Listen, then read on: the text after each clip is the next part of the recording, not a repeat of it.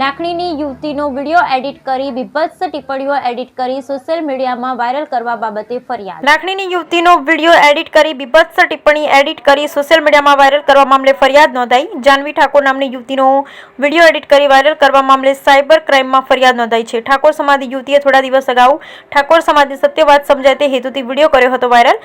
Video edit કરી અભદ્ર ટિપ્પણીઓ કરી વિક્રમ ઠાકોર નામના યુવક અને અન્ય ઈસમોએ વિડીયો કર્યો વાયરલ. પીડિત યુવતીના પિતાએ સાયબર ક્રાઇમમાં નોંધાવી ફરિયાદ. બ્યુરો રિપોર્ટ બરઠક ડીસા બનાસકાંઠા.